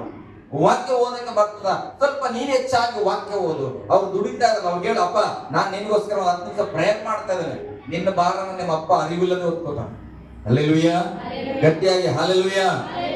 ಹೀಗೇ ಮಾಡ್ಬೇಕಂತ ನಾನು ಹೇಳ್ತಾ ಇಲ್ಲ, ಕೆಲವು ಉದಾಹರಣೆಗಳನ್ನ ಕೊಡ್ತಾ ಇದ್ದೇನೆ. ಅಂದ್ರೆ ನಾವು ಅನ್ಕೊಂಡ್ಬಿಟ್ಟೇವೆ ನಾನೇ ಕಷ್ಟದಲ್ಲಿ ಇರೋದು, ನಾನೇ ನನ್ನ ಮನೆಯಲ್ಲಿ ಭಾರ ಹೊರೋದು. ಇಲ್ಲ ಪ್ರೇರ್, ಯೋಚನೆ ಮಾಡಿದ್ರೆ ಪ್ರತಿಯೊಬ್ಬೊಬ್ರು ಕೂಡ ಒಂದೊಂದು ಭಾರವನ್ನು ಒತ್ತಿ ನಾವು ಸಾಗಿಸುತ್ತಾ ಇದ್ದೇವೆ. ಹಲ್ಲೆಲೂಯಾ. ಗಟ್ಟಿಯಾಗಿ ಹಲ್ಲೆಲೂಯಾ. ಓಕೆ, ಅಷ್ಟಕ್ಕೆ ಬಿಡಲ್ಲ, ನಿಮ್ಮನ್ನ ಬೇಜಾರು ಮಾಡದೆ ನಾನು ಬಿಡೋದೇ ಇಲ್ಲ. ಹಲ್ಲೆಲೂಯಾ. ಸಭೆಗೆ ಬಂದ್ರೆ, ಈಗ ಸಭೆ ಒಳಗೆ ಇದ್ದೀರಿ, ಸಭೆಯಲ್ಲಿ ಯೋಚನೆ ಮಾಡಿ, ನಾನು ಬಂದು ಇಲ್ಲಿ ಪ್ರೇಯರ್ ಮಾಡಬೇಕು, ನಾನು ಬಂದು ಹಾಡು ಹಾಡಬೇಕು, ನಾನು ಬಂದು ವಾಕ್ಯ ಹೇಳಬೇಕು, ನಾನೇ ಪ್ರತಿಯೊಬ್ಬರು ಪ್ರೇಯರ್ ಮಾಡಬೇಕು, ಅಥವಾ ನಾನೇ ಅಡಿಗೆ ಮಾಡಬೇಕು, ನಾನೇ ಊಟ ಮಾಡಿಸ್ಬೇಕಂದ್ರೆ ನಾನು ಸ್ವಲ್ಪ ಭಾರ ಹೆಚ್ಚಾಗಿದೆ. ಹಲ್ಲೆಲೂಯಾ. ಯಾರಾದ್ರೂ ಒಬ್ರು ಹೃದಯದಲ್ಲಿ ಯೋಚನೆ ಮಾಡಬೇಕು, ಏನಂತ, ನಮ್ಮ ಪಾಸ್ಟರ್ ಅಷ್ಟು ಭಾರ ಹೊತ್ಕೊಂಡ್ರಲ್ಲ, ಪಾಸ್ಟರ್ ಭಾರ ನಾನು ಏನು ಹೊತ್ಕೊಳ್ಬಹುದು. ಹಲ್ಲೆಲೂಯಾ. ಪಾಸ್ಟರ್ ಒಂದು 10 ಲಕ್ಷ ರೂಪಾಯಿ ಕೊಡವ, ಒಂದು ಆಮೇಲೆ ಹೇಳ್ರಿ, ಗಟ್ಟಿಗೆ ಹೇಳ್ರಿ ಆಮೇಲೆ. ನೀವು ನಂಗೆ 10 ಲಕ್ಷ ಕೊಡ್ಬೇಕಂದ್ರೆ ನೀವೇ ಶ್ರೀಮಂತರ. ಹಲ್ಲೆಲೂಯಾ. ಅದಕ್ಕೆ ಅಮ್ಮ ಹೇಳ್ತೀನಿ, 10 ಲಕ್ಷ ರೂಪಾಯಿ ಬಗ್ಗೆ ಚಿಂತೆ ಮಾಡಬೇಡ್ರಿ, ಸ್ವಲ್ಪ ಪಾಸ್ಟರ್ ಅಷ್ಟೆಲ್ಲ ಮಾಡ್ತಾರಂದ್ರೆ ಸ್ವಲ್ಪ 10ವರೆಗೂ ಟೈಮಿಗೆ ಕೂತ್ಕೊಂಡ್ಬಿಡೋರಪ್ಪ ಸ್ತೋತ್ರ ಹೇಳೋಣ. ಅವಾಗ ಏನಾಗ್ತದೆ, ನನ್ನ ಮನಸ್ಸು ಇಷ್ಟೆಲ್ಲ ಮಾಡಿದಕ್ಕೆ 10ವರೆಗೆ ನೀವೆಲ್ಲ ಎಕ್ಸಾಕ್ಟ್ ಇಲ್ಲಿದ್ರೆ ಆ ಕಷ್ಟ ನೆನಪು ಬರಲ್ಲ. ಟೈಮಿಂಗ್ ಬಂದಾರಪ್ಪ, ಆ ಭಾರ ನಾವ್ ಯಾಕೆ ಪ್ರಾರ್ಥನೆ ಮಾಡ್ತಾ ಇದ್ದೇವೆ, ಯಾಕೆ ವಾಕ್ಯ ಹೇಳ್ತಾ ಇದ್ದೇವೆ, ಯಾಕೆ ನಿಮ್ಮ ಮನೆಗೆ ಬಂದು ಕುಟುಂಬ ಪ್ರೇಯರ್ ಮಾಡ್ತಾರೆ, ನೀವು ಪರಿಪಕ್ವತೆಗೆ ಬರಬೇಕು. ಅದು ನಮ್ಮ ಹೃದಯದ ಭಾರ, ಎಲ್ಲ ಸೇವಕರ ಭಾರ ಅದೇ. ನೀವು ಚೆನ್ನಾಗಿ ಅಭಿವೃದ್ಧಿ ಆಗ್ಬೇಕು. ಆ ಅಭಿವೃದ್ಧಿ ಆದಾಗ ನಮ್ಮ ಭಾರವನ್ನ ನೀವು ಒತ್ಕೊಂಡಂಗೆ. ಹಲ್ಲೆಲೂಯಾ. ನಮ್ಮ ಭಾರ ಅಂದ್ರೆ ಪಾಸ್ಟರ್ ಬೈಬಲ್ ಇಟ್ಕೊಂಡು ಬರ್ತಾ ಇರ್ತಾರ, ಓಡಿ ಬಂದು ಸಾರ್ ಬೈಬಲ್ ಕೊಡಿಸ್ತಾರೆ, ನಾನೇನಾದ್ರು ಜಾಕೆಟ್ ಸಾರ್ ನಿಮ್ ಜಾಕೆಟ್, ಅದು ಭಾರ ಇಲ್ಲ. ಹಲ್ಲೆಲೂಯಾ. ನೀನು ಇಲ್ಲಿ ಇಸ್ಕೊಂಡಿ, ಮನೆಯಿಂದ ಯಾರು ಹಾಕೊಂಡ್ ಬಂದಾರೆ ಜಾಕೆಟ್, ನಾನೇ ಹಾಕೊಂಡ್ ಬಂದೆ. ಮನೆಯಿಂದ ಬೈಬಲ್ ಯಾರು ಇಟ್ಕೊಂಡ್ ಬಂದೇನೆ, ನಾನೇ ಇಟ್ಕೊಂಡ್ ಬಂದೆ. ಮಾಡ್ರಿ, ಇಲ್ಲ ಅಂತಿಲ್ಲ, ನಮ್ಮ ಸಭೆಯಲ್ಲಿ ಅವೆಲ್ಲ ಇಲ್ಲ. ಹಲ್ಲೆಲೂಯಾ. ಬೈಬಲ್ ಇಟ್ಕೋ, ಅವೆಲ್ಲ ಮಾಡಲ್ಲ. ದೇವ್ರ ಸ್ತೋತ್ರ ಮಾಡಬಾರ್ದು ಅಂತ ನಾನು ಹೇಳ್ತಿಲ್ಲ. ಭಾರ ಅಂದ್ರೆ ಅವ್ರು ಹೊತ್ಕೊಂಡ್ರೆ ಲಗೇಜ್ ಇಟ್ಕೊಡೋದಲ್ಲ, ಅವ್ರ ಮನಸ್ಸಿನ ಭಾರ ಹೊತ್ಕೊಂಡ್ರಿ. ಹಲ್ಲೆಲೂಯಾ. ಅವ್ರು ಏನ್ ಭಾರದಲ್ಲಿ ಜೀವಿಸ್ತಾರೆ, ಏನ್ ಚಿಂತೆ ಅವ್ರದ್ದು, ಯಾವ ಭಾರದಲ್ಲಿ, ಯಾವ ಟೆನ್ಷನ್ ಇದ್ದಾರೆ. ಸಭೆಯಲ್ಲಿ ಏನೋ ಗ್ರೌತ್ ಆಗ್ತಾ ಇಲ್ಲ, ಸಭೆಯಲ್ಲಿ ಸ್ವಲ್ಪ ಪ್ರಾರ್ಥನೆಗಳಾಗ್ತಾ ಇಲ್ಲ, ಸಭೆಯಲ್ಲಿ ಏನೋ ಒಂದು ವಿಶ್ವಾಸ ಕೊರತೆ ಆಗ್ತದೆ. ಅದನ್ನ ಬೆಳೆಸಿಕೊಳ್ಳುವಾಗ ನನ್ನ ಹೃದಯದ ಭಾರವನ್ನ ನೀವು ಹೊತ್ತುಕೊಂಡಂಗೆ. ಹಲ್ಲೆಲೂಯಾ. ಗಟ್ಟಿಯಾಗಿ ಹಲ್ಲೆಲೂಯಾ. ಮೊದಲು ಭಾರ ಹೊತ್ಕೊಳ್ಬೇಕಂದ್ರೆ ಭಾರ ಏನಂತ ತಿಳ್ಕೊಳ್ಳೋ ಮನಸ್ಸು ನಮಗ್ ಬೇಕ್ರಿ. ಹತ್ರ ಆಗದೆ ಹೋದ್ರೆ ಆ ಹೃದಯದ ಭಾರ ಗೊತ್ತಾಗಲ್ಲ. ಹಲ್ಲೆಲೂಯಾ. ಈಗ ಜೊತೆಯಲ್ಲಿ ಇದ್ರೆ, ಮಾತಾಡ್ತಾ ಇದ್ರೆ, ಅಥವಾ ಅವ್ರ ಕಷ್ಟಗಳನ್ನು ನೋಡಿದ್ರೆ, ಅವ್ರ ದುಃಖಗಳನ್ನು ನೋಡಿದ್ರೆ ನಮ್ಗೆ ಗೊತ್ತಾಗ್ತದೆ ಏನು ಭಾರ ಹೊತ್ತುಕೊಳ್ಳಬೇಕೆಂಬುದಾಗಿ. ಹಲ್ಲೆಲೂಯಾ. ಒಬ್ಬ ಬುದ್ಧಿವಂತ ಯವನಸ್ಥರು 3 ಜನ ರಸ್ತೆಯಲ್ಲಿ ಹೋಗ್ತಾ ಇದ್ರಂತ. ಬುದ್ಧಿವಂತ ಯವನಸ್ಥರು ಹೋಗ್ತಾ ಇದ್ರು. ಹೋಗುವಾಗ ಒಬ್ಬ ಸನ್ಯಾಸಿ ಅಂದ್ರೆ ಏನು, ಎಲ್ಲ ಆಸೆಗಳನ್ನ ಬಿಟ್ಟವರು, ಅಥವಾ ಹೀಗೆ ಥಿಂಕ್ ಮಾಡ್ತೇವೆ, ಎಲ್ಲಾನ ತ್ಯಾಗ ಮಾಡ್ಬಿಡ್ಬೇಕು, ಅವರೇ ಸನ್ಯಾಸಿ. ಪಾಸ್ಟರ್ಗಳನ್ನ ಕೂಡ ಹಾಗೆ ಅನ್ನೋದು, ದೇವರ ಸೇವಕರು ಅಂದ್ರೆ ಅವ್ರಿಗೆ ಆಸೆ ಇರಲ್ಲ, ಅವ್ರ ಕಣ್ಣೀರು ಬರಲ್ಲ, ಚಿಂತೆ ಮಾಡಲ್ಲ, ದುಃಖ ಮಾಡಲ್ಲ, ಅದೆಲ್ಲ ಕತೆ ಎಲ್ಲ ಆತ್ಮ ಮಾಡ್ತಾನೆ. ಹಲ್ಲೆಲೂಯಾ. ಆತನಿಗೂ ಚಿಂತೆ ಬರ್ತದ. ಸೂಜಿ ತಗೊಂಡು ಚುಚ್ಚಿದ್ರೆ ನಾನು ನೋವಾಗ್ತದ ಇಲ್ಲ, ಫಾಸ್ಟ್ ಇದ್ರು ನೋವಾಗ್ತದ. ಹಲ್ಲೆಲೂಯಾ. ಗಟ್ಟಿಯಾಗಿ ಹಲ್ಲೆಲೂಯಾ. ಹಾಗೆ ಒಬ್ಬ ಸನ್ಯಾಸಿ ಹೋಗ್ತಾ ಇದ್ರು, ಗಮನಿಸ್ರಿ, ಅತೀ ಬುದ್ಧಿವಂತ ಯವನಸ್ಥರು ಆ ಸನ್ಯಾಸಿಯನ್ನ ಸ್ವಲ್ಪ ಬೇಗ ಹೋಗಿ ದಾರಿಯಲ್ಲಿ ನಡೆದು ಮುಟ್ಟಿದ್ರು, ಅಂದ್ರೆ ನಿಲ್ಲಿಸಿದ್ರು. ಸನ್ಯಾಸಿ ಅವರೇ ಒಂದು ಮಾತು ಕೇಳ್ಬೇಕು ನಿಮ್ಮ ಹತ್ರ, ಸನ್ಯಾಸಿ ಅಂದ್ರೆ ಏನು? ಹಲ್ಲೆಲೂಯಾ. ಸನ್ಯಾಸತ್ವ ಅಂದ್ರೆ ಏನು, ಸನ್ಯಾಸಿ ಆಗೋದು ಹೇಗೆ ಅಂತ ಕೇಳಿದಾಗ ಅವನ್ ಏನ್ ಮಾಡಿದ್ರೆ, ಆತ ಹೋಗುವಾಗ ಸನ್ಯಾಸಿ ಒಂದು ಸಣ್ಣದ ಒಂದು ಗಂಟೆ ಇಟ್ಕೊಂಡು ಹೋಗ್ತಾ ಇದ್ದಾನೆ, ತಲೆಯಲ್ಲಿ ಏನೋ ಒಂದು ಬುತ್ತಿ ಕಟ್ಕೊಂಡು ಹೋಗ್ತಾ ಇದ್ದಾನೆ. ಹೋಗ್ತಾ ಇರುವಾಗ ಯವನಸ್ಥರು ಹೋಗಿ ಕೇಳಿದ್ರು, ಸನ್ಯಾಸಿಗಳೇ ಸನ್ಯಾಸತ್ವ ಅಂದ್ರೆ ಏನು ಅಂತ ಕೇಳಿದಾಗ ಆ ಸನ್ಯಾಸಿ ಏನೋ ಮಾತಾಡಲ್ಲ. ಗಮನಿಸ್ರಿ ನನ್ನ ಕಡೆ, ಸನ್ಯಾಸಿ ಏನ್ ಮಾಡಿದ್ನು, ಆತನ ಮೇಲಿದ್ದಂತ ಒಂದು ಬುತ್ತಿಯನ್ನ ತೆಗೆದು ಸನ್ಯಾಸತ್ವ ಅಂದ್ರೆ ಏನಂತ ಕೇಳಿದಾಗ ಆತನ ಏನ್ ಮಾಡ್ತಾನೆ, ಕೆಳಗಡೆ ಆತನ ಇಟ್ಟು ಆತನು ತನ್ನ ಪ್ರಯಾಣವನ್ನ ಮಾಡಿದನಂತ. ಹಲ್ಲೆಲೂಯಾ. ಇವ್ರಿಗೆ ಆಶ್ಚರ್ಯ ಆಗ್ಬಿಡ್ತು, ಅರೆ ಏನಪ್ಪಾ ನಾವು ಕೇಳ್ಬಾರ್ದು, ಏನ್ ಕೇಳಿದ್ವಿ, ಈತ ಸನ್ಯಾಸತ್ವ ಅಂದ್ರೆ ಏನಂತ ಇದ್ದಿಂದನ ಇಟ್ಬಿಟ್ಟು ಹೋಗ್ಬಿಟ್ನಲ್ಲ ಅಂತೇಳಿ ಮತ್ತೆ ಓಡಿ ಹೋಗಿ ಕೇಳ್ತಾರ. ಅಲ್ಲ ಸರ್, ಸನ್ಯಾಸತ್ವ ಏನಂತ ಹೇಳಿದ್ರೆ ನಿಮ್ ಗಂಟನ ಅಲ್ಲೇ ಇಟ್ಟು ಬಂದ್ಬಿಟ್ರಲ್ಲ ಅಂತ ಹೇಳ್ತಾನ. ಅವಾಗ ಸನ್ಯಾಸಿ ಮತ್ತೆ ಏನ್ ಮಾಡ್ತಾನ, ವಾಪಸ್ ಬಂದು ಆ ಗಂಟನ ಎತ್ತಿ ತಲೆ ಮೇಲೆ ಇಟ್ಕೊಂಡು ಹೋಗ್ತಾನ. ಹಲ್ಲೆಲೂಯಾ. ಇವ್ರಿಗೆ ಅರ್ಥನೇ ಆಗಿಲ್ಲ, ಬುದ್ಧಿವಂತ ಯವನಸ್ಥರಿಗೆ. ಅಲ್ಲ ರೀ, ನಾವು ಕೇಳ್ತಾ ಇರೋದೇನೋ ನೀವು ಮಾಡ್ತಾ ಇರೋದೇನೋ ಅಲ್ಲ. ಒಂದ್ಸಾರಿ ಕೇಳಿದ್ರೆ ಆ ಗಂಟೆ ಕೆಳಗಿಟ್ಬಿಟ್ಟು ಹೋಗ್ಬಿಟ್ರೆ ಹಂಗೆ, ಮತ್ತೆ ಕೇಳಿದ್ರೆ ಆ ಗಂಟೆ ತಲೆ ಮೇಲೆ ಇಟ್ಕೊಳ್ತಾ ಇದ್ರಲ್ಲ, ನಮ್ಮ ಪ್ರಶ್ನೆಗೆ ಉತ್ತರ ಕೊಡ್ರಿ ಅಂತ. ಹಲ್ಲೆಲೂಯಾ. ಹಲ್ಲೆಲೂಯಾ. ಅವಾಗ ಆತನ ಹೇಳ್ತಾನೆ, ಸನ್ಯಾಸತ್ವ ಅಂದ್ರೆ ನನ್ನ ಹತ್ರ ಇದ್ದಿದ್ದೇನು ಅವಾಗ ಒಂದು ಗಂಟು. ಸನ್ಯಾಸತ್ವ ಅಂದ್ರೆ ನನ್ನದು ಅನ್ನತಕ್ಕಂತ ಭಾವನೆ, ನನ್ನದು ಅನ್ನತಕ್ಕಂಥ ಸ್ವಾರ್ಥವನ್ನ ನಾನು ತೆಗೆದು ಬಿಸಾಕಿ ಹೋದೆ, ಅದೇ ಸನ್ಯಾಸತ್ವ. ಮತ್ತೆ ಅವ್ರು ಕೇಳ್ತಾರೆ, ಅಲ್ಲಪ್ಪ ಅದು ಸನ್ಯಾಸತ್ವ ಅಂದ್ರೆ, ಮತ್ತೆ ಸನ್ಯಾಸತ್ವ ಅಂದ್ರೆ ಏನಂದ್ರೆ ಮತ್ತೆ ಯಾಕೆ ವಾಪಸ್ ಬಂದು ಎತ್ಕೊಂಡೆ ಅಂತ ಹೇಳಿದಾಗ ಅವ್ರು ಹೇಳಿದ್ರಂತ, ಅಲ್ಲಪ್ಪ ನಂದಲ್ಲ ಇದು, ನಂದು ನಾನು ಅನ್ನೋದನ್ನ ತೆಗೆದು ನಾನು ಇಟ್ಟು ಹೋಗ್ತಾ ಇದ್ದೆ. ಆಮೇಲೆ ಸನ್ಯಾಸತ್ವ ಅಂದ್ರೆ ಏನು, ನಂದು ನಂದು ಅಂತ ಏನಿಲ್ಲಲ್ಲ. ಹಾಗಾದ್ರೆ ಏನ್ ಮಾಡ್ಬೇಕೀಗ, ಉಳಿದಿರೋದು ಜಗತ್ತು, ಉಳಿದಿರೋದು ಬೇರೆ ಜನ. ಅದಕ್ಕೆ ನಾನು ಏನ್ ಮಾಡ್ತಿದ್ದೇನೆ, ಈಗ ಬೇರೆ ಜನನ ಭಾರವನ್ನ ನಾನು ಹೊತ್ತುಕೊಂಡು ಹೋಗ್ತಾ ಇದ್ದೇನೆ ಅಂತ. ಹಲ್ಲೆಲೂಯಾ. ನಾನು ಹೇಳ್ತೇನೆ, ದೇವರ ಮಕ್ಕಳಂದ್ರೆ ನಮಗಿರುವ ಚಿಂತೆ, ಭಾರ, ನಮ್ಮ ಪಾಪ, ನಮ್ಮ ಎಲ್ಲ ಸ್ವಭಾವಗಳನ್ನ ತೆಗೆದಿಡುವುದು ಅಲ್ಲದೆ ಬೇರೆಯವರ ಜೀವಿತವನ್ನು ಕೂಡ ನಮ್ಮ ಮೇಲೆ ಹಾಕಿಕೊಂಡು ಹೋಗುವಂತದ್ದು ದೇವರ ಮಕ್ಕಳ ಜೀವಿತ. ನಾನು ಹೇಳ್ತೇನೆ, ನಾನೆಲ್ಲನ ಬಿಟ್ಬಿಟ್ಟಿನಿ, ಅಷ್ಟಿಗೆ ಸಾರ್ಥಕ ಆಗಲ್ಲ. ನನ್ನ ಹೆಂಡತಿ ಕೂಡ ಬಿಡಬೇಕು. ಹಲ್ಲೆಲೂಯಾ. ನನ್ನ ಮಕ್ಕಳು ಕೂಡ ಬಿಡಬೇಕು, ನನ್ನ ಸಭೆ ಕೂಡ ಬಿಡಬೇಕು, ನನ್ನ ಪಟ್ಟಣ ಬಿಡಬೇಕು. ಹಾಗಾದ್ರೆ ಏನ್ ಮಾಡಬೇಕು, ನಾನು ಬಿಟ್ಟಂತ ಭಾರ ಅವರಲ್ಲಿರುವಾಗ ಅವರ ಭಾರವನ್ನ ನನ್ನ ಭಾರದಂತ ಹೊತ್ತು ನಾನು ದೇವರ ಮುಂದೆ ಬರಬೇಕಾಗ್ತದ. ಹಲ್ಲೆಲೂಯಾ. ನಾನು ಎಲ್ಲಾನು ಬಿಟ್ಟಿನಲ್ಲ, ನಾನು ನಡೀತದ ಬಿಡು, ಸ್ತೋತ್ರ ಮಾಡಿದ್ರೆ ಇಲ್ಲ ಪ್ರಿಯರೇ, ನಿನ್ನ ಯಜಮಾನನ ಭಾರವನ್ನು ಹೊತ್ಕೊಂಡು ಸಭೆಗೆ ಬಾ. ಎಲ್ಲೇ ಕಷ್ಟಪಡುವವರೇ ಹೊತ್ತು ನನ್ನ ಬಳಿ ಬನ್ನಿ ಅನ್ನುವಾಗ ನೀನ್ ಹೇಳ್ಬೇಕು, ಸ್ವಾಮಿ ನನ್ನ ಗಂಡನ ಭಾರವನ್ನು ನಾನು ಹೊತ್ತು ತಂದಿದ್ದೇನೆ, ನಾನು ನಿನ್ನ ಮುಂದೆ ಹೇಳ್ತೇನೆ, ನನ್ನ ಗಂಡನ ಹೃದಯನ ಬದಲಾಯಿಸು. ಹಲ್ಲೆಲೂಯಾ. ಗಟ್ಟಿಯಾಗಿ ಹಲ್ಲೆಲೂಯಾ. ಅದಕ್ಕೆ ಪಾಸ್ಟ್ ನಾನು ಹೇಳ್ತೇನೆ, ನಮಗ್ ಚಿಂತೆ ಇರಲ್ಲ. ನಾನು ಯಾವಾಗ ಹೇಳ್ತೇನೆ, 100% ಹೇಳ್ತೇನೆ, ನಾನು ನನಗಾಗಿ ಚಿಂತೆ ಮಾಡಲ್ಲ, ನನ್ನ ಮನೆ ಬಗ್ಗೆ ಚಿಂತೆ ಮಾಡಲ್ಲ.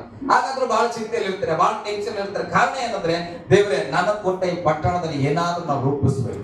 ಹಲ್ಲೆಲೂಯಾ. ನಿನ್ನ ಉದ್ದೇಶದಲ್ಲಿ ನೆರವೇರಬೇಕು. ಒಂದು ಅನೇಕ ಮಂದಿ ದೇವರನ್ನ ಕಂಡುಕೊಂಡವ್ರು ಆಗಿರ್ಬೇಕಂದ್ರೆ ಅವರ ಮನೆಯ ಕಷ್ಟ, ಅವರ ಮನೆಯ ದುಃಖ, ಅವರ ಮನೆಯ ಪರಿಸ್ಥಿತಿಯನ್ನ ನನ್ನ ಪರಿಸ್ಥಿತಿಯ ಹಾಗೆ ನಾನು ಹೊತ್ತುಕೊಂಡು ಪ್ರಾರ್ಥನೆ ಮಾಡಿಲ್ಲ ಅಂದ್ರೆ ನನ್ನ ಸನ್ಯಾಸತ್ವಕ್ಕೆ ಬೆಲೆ ಇಲ್ಲ.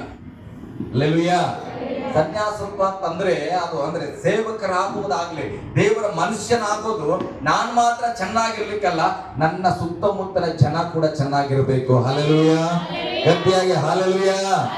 ಅದಕ್ಕೆ ಹೇಳ್ತಾರೆ, ಒಬ್ಬರ ಭಾರವನ್ನು ಒಬ್ರು ಹೊತ್ಕೊಡ್ರಿ. ಕತ್ತೆ ಭಾರ ಹೊತ್ಕೊಳ್ಳೋದಂದ್ರೆ, ಕತ್ತೆಗೆ ಪಾಪ ನೀರು ಬೇಕನ್ಸ್ತದ, ಯಜಮಾನ ಯೋಚನೆ ಮಾಡ್ತಾನೆ, ಕತ್ತೆ ಜೊತೆ ಹೋಗುವಾಗ ಅದನ್ನ ಇಲ್ಲೇ ತೀರ್ಮಾನ ಮಾಡ್ತಾನೆ, ಕತ್ತೆಗೆ ಎಲ್ಲಾದ್ರೂ ನಡುವಿನ ರಸ್ತೆಯಲ್ಲಿ ಸ್ವಲ್ಪ ನೀರು ಕುಡಿಸ್ಬೇಕು. ಹಲ್ಲೆಲೂಯಾ. ಮತ್ತೆ ಕತ್ತೆಗೆ ಸ್ವಲ್ಪ ಹುಲ್ಲು ಬೇಕು ತಿನ್ಲಿಕ್ಕೆ, ಅದನ್ನ ಯೋಚನೆ ಮಾಡ್ತಾನ. ಅದಾದ್ಮೇಲೆ ಈಗ ಬಹಳ ದೂರ ನಡ್ಕೊಂಡು ಹೋಯ್ತು, ಮನೆ ಹತ್ರ ಬಂತು, ಈಗ ಕತ್ತೆ ಎಲ್ಲ ಲಗೇಜ್ ಇಟ್ಕೊಂಡು ಕತ್ತೆ ತಗೊಂಡೋಗಿ ಒಂದೊಂದು ತೆಗೆದು ಇರ್ತದ.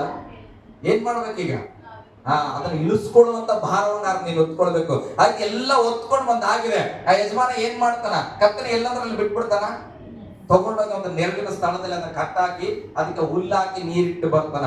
ಆ ಕತ್ತೆಯ ಭಾರ ಹೊತ್ಕೊಳ್ಳೋದಂದ್ರೆ ನಿಮ್ಮ ಎಲ್ಲ ಭಾರ ಅದು ಹೊಡ್ತಾ ಇದೆ, ಅದರ ಭಾರ ಒಂದ್ ಟೈಮ್ ಊಟನೋ ಒಂದು ಹುಲ್ಲು ನೀರು ಕೊಡೋದನ್ನ ಹೊತ್ಕೊಳ್ಬೇಕು. ದೇವರು ನಮ್ಮ ಎಲ್ಲ ಅನುದಿನದ ಭಾರವನ್ನ ದೇವರು ಹೊತ್ತುಕೊಂಡನು, ಬೈಬಲ್ ಹೇಳ್ತದ. ಹಲ್ಲೆಲೂಯಾ. ಹಾಗಾದ್ರೆ ದೇವರ ಭಾರವನ್ನ ನಾವು ಹೊತ್ಕೊಳ್ಬೇಕಾ ಬೇಡ? ಗಟ್ಟಿಯಾಗಿ ಬೇಕಾ ಬೇಡ?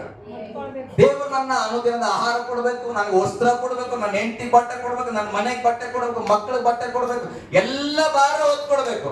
ಹಾಗಾದ್ರೆ ದೇವ್ರು ಹೇಳ್ತಾನೆ, ಅರಸೆ ನೀನ್ ಎಲ್ಲ ಭಾರನ್ನ ನಾನು ಹೊತ್ಕೊಂಡಿನ ಮಗ, ನೀನ್ ಸತ್ತು ಮಣ್ಣಾಗಿ ಬರೋರ್ಗು ಕೂಡ ನಿನ್ನ ಭಾರ ಹೊತ್ಕೊಂಡಿದ್ದೇನೆ, ಅದು ನಂದೊಂದು ಭಾರ ನೀನು ಹೊತ್ಕೊಳ್ತೀಯ. ಹಲ್ಲೆಲೂಯಾ, ಗಟ್ಟಿಯಾಗಿ ಹಲ್ಲೆಲೂಯಾ. ನಾನ್ ಕೇಳ್ತಾ ಇದ್ದೆ, ದೇವ್ರೆ ನೀನೇ ಎಲ್ಲ ಭಾರ ಹೊತ್ಕೊಂಡ್ಮೇಲೆ ನಿನ್ ಭಾರ ಏನಪ್ಪಾ ಅಂತ. ಅವಾಗ ಯೇಸು ಹೇಳಿದ್ರು, ನನ್ನ ಹೃದಯ ಏನ್ ಗೊತ್ತಾ, ಲೋಕದಲ್ಲಿರುವ ಒಬ್ಬನು ನಾಶವಾಗಬಾರದು. ಹಲ್ಲೆಲೂಯಾ. ಯಾತಕ್ಕಾಗಿ ಯೇಸು ಸ್ವಾಮಿಯನ್ನ ದೇವ್ರು ಕಳಿಸಿದ್ರು, ಪರಲೋಕದಲ್ಲಿರುವಂತ ದೇವರು ಯೋಚನೆ ಮಾಡಿದ್ರು, ಅಯ್ಯೋ ಮನುಷ್ಯರೆಲ್ಲ ನರಕಕ್ಕೆ ಹೋಗ್ತಾ ಇದಾರೆ, ಅವ್ರನ್ನ ರಕ್ಷಿಸಬೇಕು ಅಂತ ದೇವರ ಹೃದಯದ ಭಾರ. ಯೇಸು ಸ್ವಾಮಿ ಏನ್ ಮಾಡಿದ್ರು, ಆ ಭಾರವನ್ನು ಹೊತ್ತುಕೊಂಡು ಈ ಲೋಕಕ್ಕೆ ಬಂದ್ರು. ಇಲ್ಲಿ ತಂದೆಯ ಚಿತ್ತವನ್ನು ನೆರವೇರಿಸಲಿಕ್ಕೆ ನಾನು ಬಂದೀನಿ ಅಂತ ಹೇಳಿದ್ರು. ಹಲ್ಲೆಲೂಯಾ. ಆ ತಂದೆಯ ಚಿತ್ತ, ಅದು ತಂದೆಯ ಭಾರ ಏನ್ ಗೊತ್ತಾ, ಈ ಜನರನ್ನ ರಕ್ಷಿಸಬೇಕು. ಅದನ್ನ ಬಂದು ಯೇಸು ಸ್ವಾಮಿ ಏನ್ ಮಾಡಿದ್ರು, ನಮ್ಮನ್ನು ರಕ್ಷಿಸಲಿಕ್ಕೆ ರಕ್ತ ಸುರಿಸಿದ್ರು, ಪ್ರಾಣ ಕೊಟ್ಟನು, ಮೃತ್ಯುಂಜಯನಾಗಿ ಎದ್ದು ಬಂದು ಆತನ ಏನ್ ಹೇಳ್ತಾನೆ ಮತ್ತಾಯ 28ರಲ್ಲಿ, ಇಗೋ ಹೋಗಿರಿ, ಲೋಕದ ಕಟ್ಟ ಕಡೆಯವರೆಗೆ ಹೋಗಿ ಸುವಾರ್ತೆಯನ್ನ ಸಾರಿರಿ, ನಂಬುವವರಿಗೆ ದೀಕ್ಷಾ ಸ್ಥಾನ ಕೊಡ್ರಿ, ಅವ್ರಿಗೆ ದೆವ್ವಗಳನ್ನ ಸ್ವಸ್ಥತೆ ಮಾಡುವಂತ ಅಧಿಕಾರ, ದೆವ್ವಗಳನ್ನ ಬಿಡಿಸುವ ಅಧಿಕಾರವನ್ನು ಕೊಟ್ಟು ಆತನ ಅಭಿಷೇಕಿಸಲ್ಪಟ್ಟನು. ಇವತ್ತು ನನ್ನನ್ನ ನಿನ್ನನ್ನ ದೇವರು ಕೇಳ್ತಾರ, ಹಾಗೆ ಶಿವಮ್ಮ ನಿನ್ ಎಲ್ಲಾ ಭಾರವನ್ನ ನಾನು ಹೊತ್ತುಕೊಳ್ಬೇಕಾ? ಹಾಗಾದ್ರೆ ನನ್ನ ಹೃದಯದ ಭಾರ ನೀನು ಹೊತ್ಕೊಂಡ್ರೆ ಬಹಳ ಸಿಂಪಲ್. ದೇವರ ಭಾರ ಏನ್ ಗೊತ್ತಾ, ಸಚಿನ್ ರಕ್ಷಣೆ ಹೊಂದಬೇಕು, ಅಲ್ಲಿ ಸ್ವಾಸ್ಥ್ಯಮ ರಕ್ಷಣೆ ಹೋಗ್ಬೇಕು. ನಿನ್ನ ಮನೆ ಸುತ್ತ ಯಾರೋ ಇದ್ದಾರೆ, ನಿನ್ನ ರಕ್ತ ಸಂಬಂಧಿಗಳು ಯಾರೋ ಇದ್ದಾರೆ. ದೇವರ ಭಾರ ಏನಂದ್ರೆ ಏನ್ ನಿನ್ ಚಿಂತೆ ಕೊಡೋದಲ್ಲ, ನೀನ್ ಕಾಣಿಕೆ ಕೊಡ್ಬೇಕಂತಲ್ಲ ದೇವರು ಕೇಳಿದ್ದು. ದೇವರ ಹೃದಯದ ಭಾರ ಏನಂದ್ರೆ ಒಬ್ಬರು ನಾಶವಾಗಬಾರದು. ಹಲ್ಲೆಲೂಯಾ, ಗಟ್ಟಿಯಾಗಿ ಹಲ್ಲೆಲೂಯಾ. ಆ ಭಾರವನ್ನ ನೀನು ಹೊತ್ತುಕೊಂಡು ಸಾಗಿದ್ರೆ ನಿನ್ನ ಎಲ್ಲ ಅನುದಿನದ ಭಾರವನ್ನ ದೇವರು ಹೊತ್ತುಕೊಳ್ತಾನೆ. ಹಲ್ಲೆಲೂಯಾ. ನನ್ನ ಧೈರ್ಯಕ್ಕೆ ನನ್ನ ಧೈರ್ಯಕ್ಕೆ ಏನ್ ಕಾರಣ ಅಂದ್ರೆ, ನನಗೆ ಸುವಾರ್ತೆ ಸೇವೆ ಅನ್ನೋದನ್ನ ಬಿಟ್ರೆ ಬೇರೆ ಯಾವುದು ನನ್ನ ದರ್ಶನದಲ್ಲಿ ಇಲ್ಲ. ಏನಾದ್ರು ಕೊಡ್ಲಿ ದೇವರು, ಕೊಡದೇ ಇರ್ಲಿ. ಅದಕ್ಕೆ ನಾನು ಹೇಳ್ತೇನೆ, ಕಡು ಕುಕ್ಕೆ ಹೋಗುವ ಪರಿಸ್ಥಿತಿ ಬಂದ್ರು ಕೂಡ ನನಗೊಂದು ಚೆನ್ನಾಗಿ ಗೊತ್ತು, ನನ್ನ ತಲೆ ತಗ್ಗುವಂತೆ ನನ್ನ ದೇವರು ಮಾಡಲ್ಲ. ಹಲ್ಲೆಲೂಯಾ. ಯಾಕಂದ್ರೆ ನಾನೇನ್ ಮಾಡಿದ್ದೇನೆ, ಆತನ ಭಾರವನ್ನು ನನ್ನ ಹೃದಯದಲ್ಲಿ ಹಾಕೊಂಡಿದ್ದೇನೆ. ಹಲ್ಲೆಲೂಯಾ, ಗಟ್ಟಿಯಾಗಿ ಹಲ್ಲೆಲೂಯಾ. ಸಮಯ ಒಂದು 10 ನಿಮಿಷ ನಾನು ಒಂದು ಉದಾಹರಣೆ ಹೇಳಿ ನಾನು ಮುಗಿಸ್ತೇನೆ. ಕತ್ತೆ ಬಗ್ಗೆ ಅಷ್ಟಕ್ಕೆ ಬಿಡಲ್ಲ. ಹೇಳ್ರಿ, ನಮ್ಮ ಮನೆಯಲ್ಲಿ ಒಂದು ಕತ್ತೆ ಇದೆ, ನೆನಪು ಬರ್ಬೇಕು. ನಿಮ್ಮ ಮನೇಲಿ ಒಂದು ಕತ್ತೆ ಇದೆ. ಹಲ್ಲೆಲೂಯಾ. ಕೆಲವು ಮನೆಗಳಲ್ಲಿ ಮಗನೇ ಎಲ್ಲ ಹೊತ್ಕೊಂಡಿರ್ತಾನ, ಪರವಾಗಿಲ್ಲ, ಮಗನೇ ಕತ್ತೆ ಆಗಿರ್ಬೋದು. ಹಲ್ಲೆಲೂಯಾ. ಓಕೆ, ಸ್ತೋತ್ರ. ಹಲ್ಲೆಲೂಯಾ. ಅರಣ್ಯಕಾಂಡ ಪುಸ್ತಕದಲ್ಲಿ 22ನೇ ಅಧ್ಯಾಯಕ್ಕೆ ನಾವು ಬರೋಣ ಪ್ರಿಯರೇ. 22ನೇ ಅಧ್ಯಾಯಕ್ಕೆ ಬರೋಣ. ಕತ್ತೆ ಅಂತ ಹೇಳಿ ಸಾಮಾನ್ಯವಾಗಿ ನೋಡ್ಬೇಡ್ರಿ. ಅರಣ್ಯಕಾಂಡ 22ನೇ ಅಧ್ಯಾಯ ಕೊನೆಯದಾಗ ಒಂದು 10 ಮಿನಿಟ್ಸ್ ಅಷ್ಟು ಎಚ್ಚರವಾಗಿರುತ್ತೆ.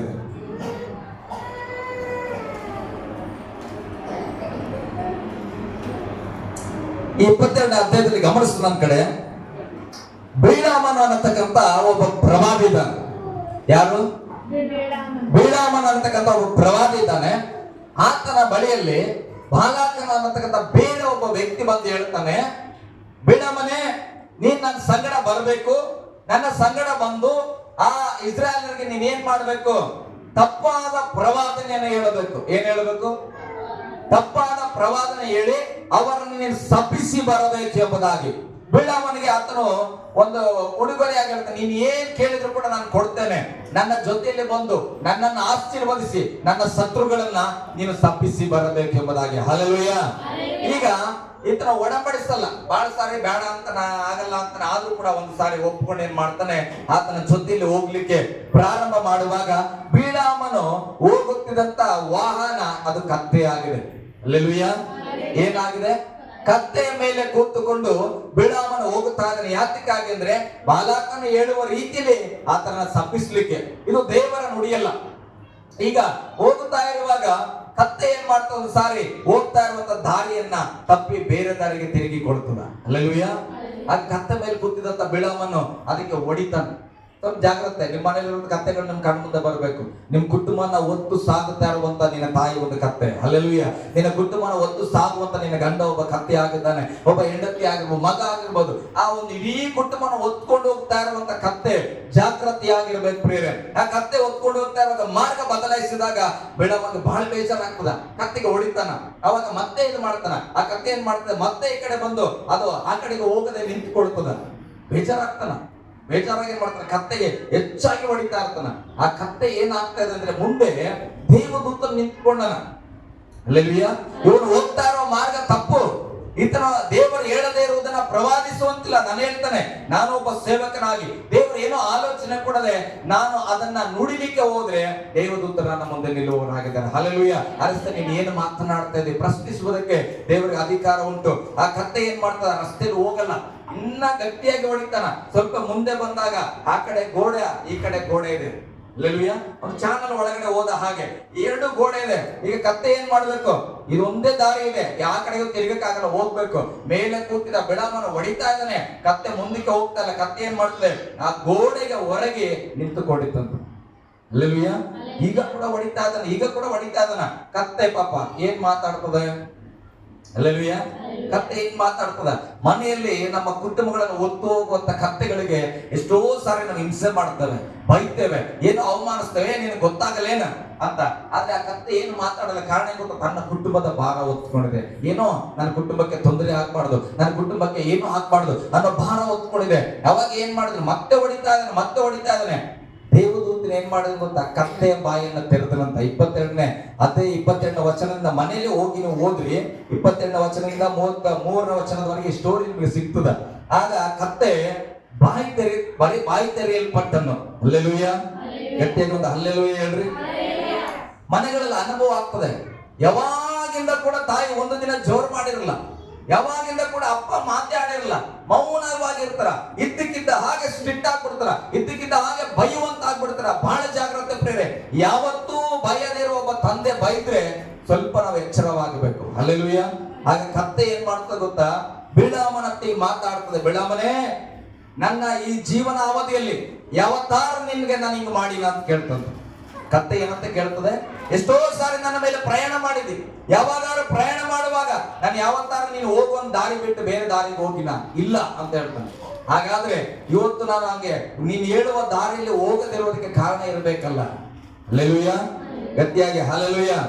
ಅವಾಗ ಮತ್ತೆ ಹೊಡೆದಂತ, ಹೌದು ಯಾವಾಗ ಮಾಡಿಲ್ಲ, ಇವಾಗ ಯಾಕೆ ಮಾಡ್ತಾ ಇದೆ ಅಂದ್ರೆ ಆ ಕತ್ತೆ ಹೇಳ್ತದೆ, ನನ್ನ ಮುಂದೆ ಬಿಚ್ಚು ಕತ್ತಿಗಳನ್ನ ಹಿಡಿದಂತ ದೇವದೂತನಿದ್ದಾನೆ. ಹಲ್ಲೆಲೂಯಾ. ಅವಾಗ ಬಿಳಾಮನ ಮನೋನೇತ್ರವನ್ನ ಆ ದೇವರು ತೆರೆದಾಗ ಕಣ್ಣು ತೆರೆದು ನೋಡ್ತಾನೆ. ಕತ್ತೆ ಯಾಕೆ ಹೋಗ್ತಾ ಇಲ್ಲ ಅಂದ್ರೆ ಕತ್ತೆಯ ಮುಂದೆ ಕತ್ತಿಗಳನ್ನ ಹಿಡಿದಂತ ದೇವದೂತ ನಿಂತ್ಕೊಂಡ. ಅದಕ್ಕೆ ಆ ಕತ್ತೆ ಏನ್ ಮಾಡ್ತದೆ, ಅದು ನಾನು ಹೋಗಬಾರದ ಮಾರ್ಗ ಅಂತೇಳಿ ಗೋಡೆಗೆ ಮುಖ ಮಾಡಿ ನಿಂತಿದೆ. ಎಷ್ಟೇ ಪೆಟ್ಟು ಹೊಡೆದ್ರು ಕೂಡ ಆ ಕತ್ತೆ ಮಾತ್ರ ಅಲ್ಲಿ ಪ್ರಯಾಣ ಮಾಡಲಿಲ್ಲ. ಹಲ್ಲೆಲೂಯಾ. ಕತ್ತೆಗೆ ಕಂಡಂತದನ್ನ ಬಿಳಾಮನದ ಪ್ರವಾದಿ ಕಾಣಲಿಲ್ಲ. ಹಲ್ಲೆಲೂಯಾ. ಗಟ್ಟಿಯಾಗಿ ಹಲ್ಲೆಲೂಯಾ. ಎಷ್ಟೋ ಸಾರಿ ನಾನು ಅನ್ಕೊಳ್ತೇನೆ, ನಾನು ಮಕ್ಕಳು ಪ್ರಾರ್ಥನೆ ಮಾಡ್ತೇನಲ್ಲ, ನಮ್ಮ ಸ್ವಾತಿ ಏನ್ ಹೇಳ್ಬಿಡ್ತಲ್ಲ. ಹಲೋ, ಎಷ್ಟೋ ಸಾರಿ ನಾನು ಹೆಚ್ಚಾಗಿ ಪ್ರಾರ್ಥನೆ ಮಾಡಿದ್ರು ಕೂಡ ನಾನೇನಾದ್ರೂ ತಪ್ಪಾದ ಮಾರ್ಗದಲ್ಲಿದ್ರೆ ನನ್ನ ಮನೆಯಲ್ಲಿ ಏನು ಇಲ್ಲದಂತ ಮೊಲಕ್ಕೂ ಕುಡಿಯುವಂತ ಕೂಸಿನಿಂದಲೂ ಕೂಡ ದೇವರು ಸಾಕ್ಷಿ ಹೇಳಿಸ್ತಾನ. ಹಲ್ಲೆಲೂಯಾ. ಜಾಗ್ರತೆ. ಯಾವತ್ತು ಮಾತಾಡಿದಿರೋ ನನ್ನ ಸಣ್ಣ ಮಗಳು ಯಾಕೋ ನನಗೆ ಅಡ್ವೈಸ್ ಮಾಡಕ್ಕೆ ಬಂದಳಲ್ಲ, ಹುಷಾರಾಗಿ ಸ್ವಲ್ಪ ಎಚ್ಚರ ತೆಗೆದುಕೊಡ್ರಿ. ದೇವ್ರು ಏನಾದ್ರೂ ಆ ಮಗುವಿನ ಮುಖಾಂತರ ಮಾತಾಡಬಹುದು. ಹಲ್ಲೆಲೂಯಾ. ಕತ್ತೆನೇ ಮಾತಾಡಿದಂದ್ರೆ ನಿಮ್ಮ ಮಕ್ಕಳು ಮಾತಾಡಲ್ಲ. ಹಲ್ಲೆಲೂಯಾ. ಅವಾಗ ಏನಾಯ್ತು, ಬಿಚ್ಚು ಕತ್ತಿಗಳನ್ನ ತೆರೆದಂತದನ್ನ ನೋಡಿ ಆ ಬಿಳಾಮನ ಏನ್ ಮಾಡಿದ್ರು, ಪಶ್ಚಾತ್ತಾಪ ಪಟ್ಟನು. ಏನ್ ಪಟ್ಟನು? ಹಲ್ಲೆಲೂಯಾ. ಗಟ್ಟಿಯಾಗಿ ಹಲ್ಲೆಲೂಯಾ. 33ನೇ ವಚನ ಓದ್ರಿ.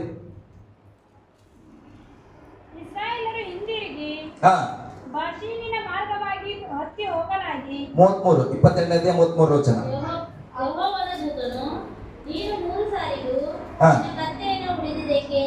3 ಸಾರಿ ಕತ್ತೆಯನ್ನು ಹೊಡೆದದ್ದೇಕೆ? ನೀನು ನನಗೆ ವಿರುದ್ಧವಾದ ಮಾರ್ಗವನ್ನು ಹಿಡಿದದ್ದರಿಂದ ನಿನ್ನನ್ನು ತಡೆಯುವುದಕ್ಕೆ ಹಲ್ಲೆಲೂಯಾ. ಗಟ್ಟಿಯಾಗಿ ಹಲ್ಲೆಲೂಯಾ. ದೇವದೂತನೆಲ್ಲ ಬಂದು ನಿಂತಿದ್ದಾನೆ. ಈಗ 33ನೇ ವಚನ ಹೇಳ್ತದೆ, ಆ ಕತ್ತೆ ನನ್ನನ್ನ ನೋಡಿ 3 ಸಾರಿ ನನ್ನ ಎದುರಿನಿಂದ ಒತ್ತಟ್ಟಿಗೆ ತಿರುಗಿಕೊಂಡಿತ್ತು. ಹಾಗೆ ತಿರುಗಿಕೊಳ್ಳದಿದ್ದರೆ ನಾನು ಕತ್ತೆಯನ್ನ ಉಳಿಸಿ ನಿನ್ನನ್ನ ಕೊಂದು ಹಾಕಿ ಬಿಡುತ್ತಿದ್ದನು. ಹಲ್ಲೆಲೂಯಾ. ದೇವದೂತನ ಹೇಳ್ತಾನೆ, ಈಗ ಕತ್ತೆ ಬರ್ತಾ ಇದೆ, ಕತ್ತೆ ಮೇಲೆ ಬಿಳಾಮನಿದ್ದಾನೆ. ಆ ಬಿಳಾಮನು ಮಾತ್ರ ದೇವರಿಗೆ ವಿರುದ್ಧವಾಗಿ ನಡೀಲಿಕ್ಕೆ ಹೋಗ್ತಾ ಇದ್ದಾನೆ. ಆದ್ರೆ ಆತನ ಸಂಗಡ ಈ ಕತ್ತೆ ಮೂಕ ಪ್ರಾಣಿ, ಇದು ಕೂಡ ಪ್ರಯಾಣ ಮಾಡ್ಬೇಕಲ್ಲ, ಪ್ರಯಾಣ ಮಾಡ್ಬೇಕೇ ಇಲ್ಲ, ಅದು ಪ್ರಾಣಿ, ಸಾಕಿದ ಪ್ರಾಣಿ. ಆ ಕಡೆ ಕರೆದ್ರೆ ಹೋಗ್ತಾ ಇದೆ. ಹೋಗುವಾಗ ಈಗ ದೇವದೂತನ ಹೇಳ್ತಾನೆ, ಇಲ್ಲಿ ನೀನು ಹೋಗಬಾರದಂತ. ಅದನ್ನ ನೋಡಿ ಕತ್ತೆ ಏನ್ ಮಾಡಿತ್ತು, ಓರೆಯಾಗಿ ನಿಂತಿತ್ತು. ಅಕಸ್ಮಾತ್ ಕತ್ತೆ ಏನಾದ್ರೂ ಯಜಮಾನನ ಮಾತನ್ನ ಕೇಳಿ ಮುಂದೆ ಹೋಗಿದ್ದಿದ್ರೆ ಏನಾಗ್ತಾ ಇತ್ತು, ಬೈಬಲ್ ಹೇಳ್ತದೆ, ದೇವದೂತನ ಹೇಳ್ತಾನೆ, ಕತ್ತೆಯನ್ನ ಬಿಟ್ಟು ನೀನೊಬ್ಬನನ್ನ ನಾನು ಸಂಹಾರ ಮಾಡ್ತಿದ್ದೆ. ಹಲ್ಲೆಲೂಯಾ. ಯಾಕೆ? ಕತ್ತೆ ಹೇಳ್ತಾ ಇದೆ ನಾನು ಹೋಗಲ್ಲ ಅಂತ ಒಡೆದು ಕಳಿಸ್ತಾ ಇದ್ದಾರೆ ಯಜಮಾನ. ಆಗೇನಾದ್ರೂ ಹೋಗಿದ್ರು ಕೂಡ ಕತ್ತೆ ಬದುಕುಳಿತಾ ಇತ್ತು, ಆದ್ರೆ ನಿನ್ನನ್ನ ನಾನು ಕೊಂದಾಗ್ತಾ ಇದ್ದೆ. ಜಾಗೃತಿ ಆಗಿರ್ರಿ. ಆ ಕತ್ತೆ ಯಾಕೆ ಹೋಗ್ತಾ ಇಲ್ಲ? ನಾನ್ ಸತ್ತು ಹೋಗ್ತೀನಿ ಅಂತಲ್ಲ, ನನ್ನನ್ನು ಸಾಕಿದ ಯಜಮಾನ ಸತ್ತು ಹೋಗ್ಬಾರ್ದು. ಹಲ್ಲೆಲೂಯಾ. ಎಷ್ಟೋ ಸಾರಿ ತಾಯಿ ತಂದೆಗಳು ಬಹಳಷ್ಟು ದುಃಖವನ್ನು ಇಟ್ಕೊಳ್ತಾರೆ. ಕಾರಣ ಏನ್ ಗೊತ್ತಾ? ಹೇಳಕ್ಕಾಗಲ್ಲ ಅಂತಲ್ಲ, ನಾನ್ ಸಾಕಿದ ಮಕ್ಕಳು ದುಃಖ ಪಡಬಾರ್ದು, ನಾನ್ ಸಾಕಿದ ಮಕ್ಕಳು ಕಷ್ಟ ಅನುಭವಿಸಬಾರ್ದು. ಅದು ಏನೇ ಬಂದ್ರು ನನಗಿರಲಿ. ಹಲ್ಲೆಲೂಯಾ. ಗಟ್ಟಿಯಾಗಿ ಹಲ್ಲೆಲೂಯಾ. ಒಂದು ಸ್ವಲ್ಪ ಹೋದ್ರಿ ಹಾಗೆ ಬೇಗ 34. ಅದಕ್ಕೆ ಬಿಳಾಮನು, ನಾನು ಪಾಪ ಮಾಡಿದ್ದೇನೆ, ನೀನೇ ನನ್ನ ಎದುರಾಗಿ ದಾರಿಯಲ್ಲಿ ನಿಂತಿರುವುದು ನನಗೆ ತಿಳಿಯಲಿಲ್ಲ. ನಾನು ಮಾಡುವುದು ನಿನಗೆ ಕೆಟ್ಟದಾಗಿ ತೋರಿದರೆ ಹಿಂದಕ್ಕೆ ತಿರುಗಿಕೊಳ್ಳುತ್ತೇನೆ ಅಂದನು. ಹಲ್ಲೆಲೂಯಾ. ಬಿಳಾಮನಿಗೆ ಗೊತ್ತಾಯ್ತು, ನಾನು ದೇವರಿಗೆ ವಿರುದ್ಧವಾದ ಮಾರ್ಗದಲ್ಲಿ ಹೋಗ್ತಾ ಇದ್ರೆ, ಈಗ ಗೊತ್ತಿರ್ಲಿಲ್ಲ, ನನಗೆ ಗೊತ್ತಾಗಿದೆ, ನಾನೇನ್ ಮಾಡ್ತೇನೆ? ತಿರುಗಿಕೊಳ್ಳುತ್ತೇನೆ. ಹಲ್ಲೆಲೂಯಾ. ಗಟ್ಟಿಯಾಗಿ ಹಲ್ಲೆಲೂಯಾ. ಓಕೆ, ತಿರುಗಿಕೊಳ್ಳುತ್ತೇನೆ ಅಂದಾಗ ಬೇಗ ಹೋದ್ರೆ 35. ಯೆಹೋವನ ದೂತನು ಹಾ, ಅವನಿಗೆ, ಆ ಮನುಷ್ಯರ ಜೊತೆಲಿ ಹೋಗು. ಆದರೆ ನಾನು ನಿನಗೆ ಹೇಳುವ ಮಾತು, ಒಂದು ಜಾಗೃತಿ ಆಗಿರ್ರಿ. ಆ ಮನುಷ್ಯರ ಬಳಿಯಲ್ಲಿ ಹೋಗೇ ಬೇಡ ನೀನಂತ ಹೇಳಿಲ್ಲ ದೇವರು. ನೀನು ಆ ಮನುಷ್ಯರ ಬಳಿಯಲ್ಲಿ ಹೋಗು. ಹಲ್ಲೆಲೂಯಾ. ನನಗೆ ಈ ದೇವ್ರ ವಾಕ್ಯಗಳ ಅರ್ಥ ಇಷ್ಟ. ಯೇಸು ಸ್ವಾಮಿ ನೀನು ಈ ದೇಶಕ್ಕೆ ಹೋಗ್ಬೇಡ, ಈ ದೇಶಕ್ಕೆ ಹೋಗ್ಬೇಡ ಅನ್ಬೇಡ ಅನ್ನಲ್ಲ. ದೇಶ ಹೇಳ್ತಾರೆ, ಮಗನೇ ನೀನು ಎಲ್ಲ ಕಡೆ ಹೋಗು. ಹಲ್ಲೆಲೂಯಾ. ಎಲ್ಲಾ ಕಡೆ ಹೋಗು, ಎಲ್ಲ ಕಡೆ ಕೂಡು, ಎಲ್ಲ ಕಡೆ ಹೇಳು. ಆದರೆ ದೇವ್ರ ವಾಕ್ಯ ಮುಂದೆ ಹೇಳ್ತದೆ, ನಾನೇನು ಹೇಳುತ್ತೇನೋ ಅದನ್ನ ಹೇಳು. ಹಲ್ಲೆಲೂಯಾ. ಅಲ್ಲಿ ಹೋಗ್ಬೇಡ ಅಂತಲ್ಲ, ಆ ಕೆಟ್ಟ ಮನುಷ್ಯನ ಕರ್ಕೊಂಡು ಹೋಗ್ತಾ ಇದ್ದಾನೆ, ಆತನ ಜೊತೆಯಲ್ಲೇ ಹೋಗು. ಆದ್ರೆ ಹೋಗಿಯೂ ಕೂಡ ನಾನು ಹೇಳುವುದನ್ನ ನೀನು ಹೇಳು. ಹೋದ್ರಿ ಮುಂದೆ. ಆದರೆ ನಾನು ನಿನಗೆ ಹೇಳುವ ಮಾತನ್ನು ಹೊರತು ಬೇರೆ ಯಾವುದನ್ನೂ ಹೇಳಬಾರದು ಎಂದು ಹೇಳಲಾಗಿ. ಹಲ್ಲೆಲೂಯಾ. ಓಕೆ, ನಾನು ಇದನ್ನ ಹೇಳ ಮುಗಿಸ್ತಾನೆ. ದೇವರು ಹೇಳ್ತಾನೆ, ಸ್ಥಳಗಳ ಬಗ್ಗೆ ಭಯ ಪಡಬೇಡ್ರಿ, ವ್ಯಕ್ತಿಗಳ ಬಗ್ಗೆ ಭಯ ಪಡಬೇಡ್ರಿ, ಸೈನ್ಯಗಳ ಬಗ್ಗೆ ಭಯ ಪಡಬೇಡ್ರಿ. ಅಲ್ಲಿ ಹೋದ್ರೆ ನಾನು ಏನೋ ಹಾಕ್ಬಿಡ್ತೇನೆ. ಅಲ್ಲ ಪ್ರಿಯರೇ, ನೀವು ಹೋಗ್ರಿ. ಅದ್ರ ನಿಮಗೊಂದು ನೆನಪಿರ್ಬೇಕೇನು ಗೊತ್ತಾ? ನನ್ನ ಜೊತೆ ಬಿಚ್ಚು ಕತ್ತಿಗಳನ್ನ ಹಿಡಿದ ದೇವದೂತರಿದ್ದಾರೆ. ಹಲ್ಲೆಲೂಯಾ. ನಾನು ಅಲ್ಲಿ ಹೋಗುವಾಗ ನಾನು ಮಾತನಾಡುವ ಮಾತು ನನ್ನ ದೇವರು ನನಗೆ ಕೊಟ್ಟದ್ದನ್ನ ಮಾತನಾಡಬೇಕೆ ಹೊರತು ಬೇರೆ ಯಾವುದನ್ನು ಮಾತನಾಡಬಾರದು. ಹಲ್ಲೆಲೂಯಾ.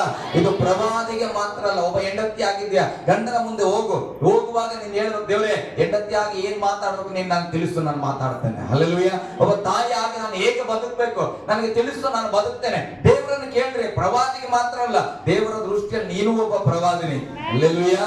ಗಟ್ಟಿಯಾಗಿ ಹಲ್ಲೆಲೂಯಾ. ಅವಾಗ ನನ್ನ ಜೊತೆಲಿ ಹೋಗ್ತಾನ.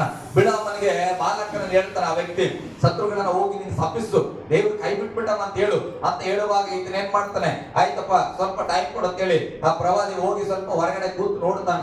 ಆತನ ಕೇಳ್ತಾನ, ಏನಂತ? ದೇವರೇ ಏನ್ ಹೇಳ್ಬೇಕು?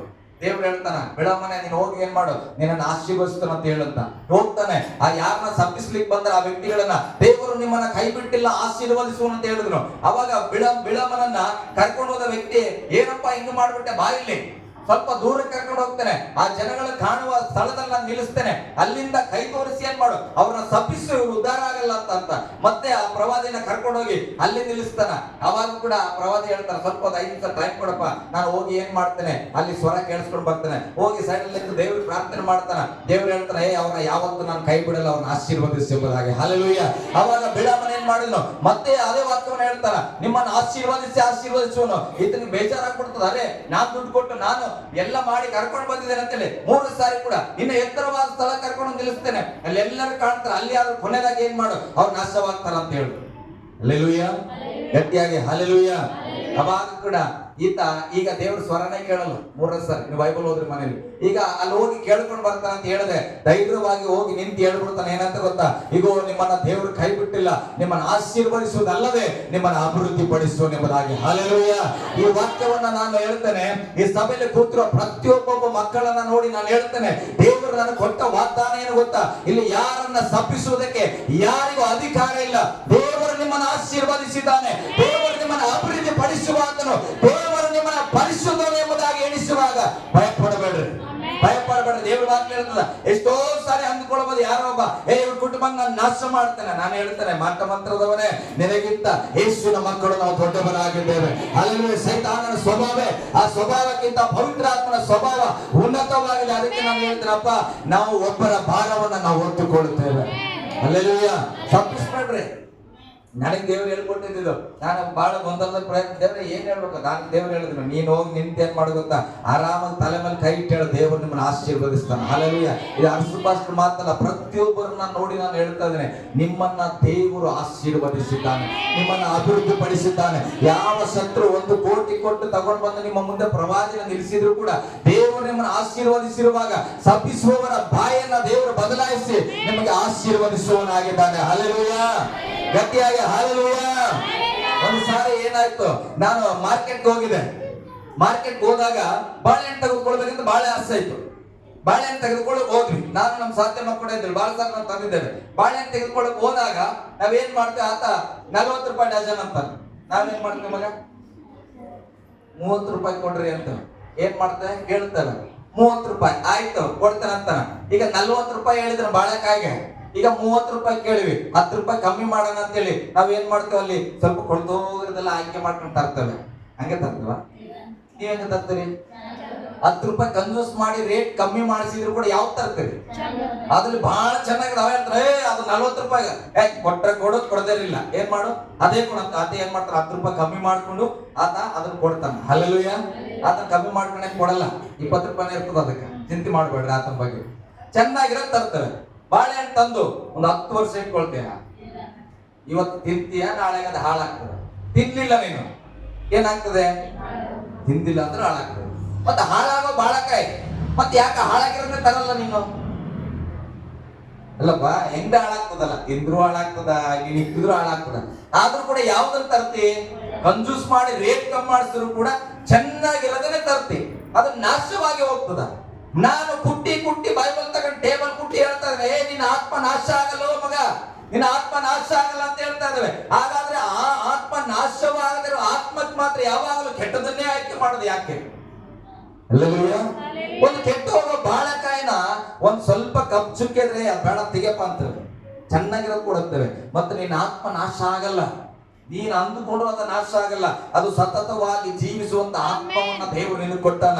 ಅದಕ್ಕಾಗಿ ಏನಾದ್ರೂ ಆಯ್ಕೆ ಮಾಡುವಾಗ ಬಾಳೆಕಾಯಿ ಒಂದು ದಿನದ ಇರುವಂತ ವ್ಯಾಲ್ಯೂ ಇರೋದಕ್ಕೆ ಅಷ್ಟು ನೀವು ಗಮನ ಕೊಡೋದಾದ್ರೆ ನಿನ್ನ ಆತ್ಮ ಶಾಶ್ವತವಾಗಿರುತ್ತೆ. ನಾನು ಹೇಳ್ತೇನೆ, ಅದಕ್ಕೆ ಬೇಕಾದದ್ದು ಅಮೂಲ್ಯವಾದದನ್ನು ಆಯ್ಕೆ ಮಾಡಿ, ಉತ್ತಮವಾದದನ್ನು ಆಯ್ಕೆ ಮಾಡಿ, ಉತ್ತಮವಾದ ವ್ಯಕ್ತಿಗಳು, ಉತ್ತಮವಾದ ಸ್ಥಳ, ಉತ್ತಮವಾದ ಪ್ರಾರ್ಥನೆ, ಉತ್ತಮವಾದ ವಾಕ್ಯಗಳನ್ನು ಆಯ್ಕೆ ಮಾಡಿ. ನಿಮ್ಮ ಆಲೋಚನೆಗಳು ಯಾವಾಗಲೂ ಉತ್ತಮವಾಗಿರಲಿ, ಕಾರಣ ನಿನ್ನ ಆತ್ಮ ನಾಶವಾಗುವಂತದಲ್ಲ. ಹಲ್ಲೆಲೂಯಾ. ಗಟ್ಟಿಯಾಗಿ ಹಲ್ಲೆಲೂಯಾ. ಯಾವಾಗ ನಿಮ್ಮ ಕಣ್ಣು ಮುಂದೆ ಏನಾದ್ರೂ ಕೆಟ್ಟ ಥಾಟ್ಸ್ ಬರುವಾಗ ಬಾಳೆಕಾಯಿ ನೆನಪಿಗೆ ಬರಲಿ. ಒಂದು ನಾಶವಾಗುವ ಬಾಳೆಕಾಯಿ ಚೆನ್ನಾಗಿರೋದು ಹುಡುಕ್ತೇವೆ. ನನ್ನ ಆತ್ಮ ಬೆಂಕಿಯಲ್ಲಿ ಬಿದ್ದರೂ ಕೂಡ ಸುಡಲ್ರಿ. ಹಲ್ಲೆಲೂಯಾ. ಆದ್ರೆ ನರಕದಲ್ಲಿ ಬಿದ್ರೆ ಬೆಂಕಿಯಲ್ಲಿ ನಾವು ಸುಟ್ಟು ಹೋಗಲ್ಲ, ಆದ್ರೆ ಬೆಂಕಿ ಅನುಭವ ಆಗ್ತದಂತ. ಅವಾಗ ಅಯ್ಯೋ ಸತ್ತೋಗ್ಬಿಟ್ರು ಸಾಕಪ್ಪ ಅನ್ಸಿದ್ರು ಕೂಡ ನನ್ನ ಆತ್ಮ ಸಾಯಲ್ಲ. ನಾನು ಹೇಳ್ತೇನೆ, ಬಾಳೆಕಾಯಿ ಒಂದು ಕೆಟ್ಟೋಗಿರೋ ತಂದ್ರು ಪರವಾಗಿಲ್ಲ, ನನ್ನ ಜೀವಿತದಲ್ಲಿ ಕೆಟ್ಟೋಗೋದನ್ನ ನಾನು ಆಯ್ಕೆ ಮಾಡಲ್ಲ. ಹಲ್ಲೆಲೂಯಾ. ನಾವೆಲ್ಲ ಎದ್ದು ನಿಂತ್ಕೊಳ್ಳೋ ಪ್ರಿಯರೇ, ಕರ್ತನ ಸನ್ನಿಧಿಯಲ್ಲಿ ಎದ್ದು ನಿಂತು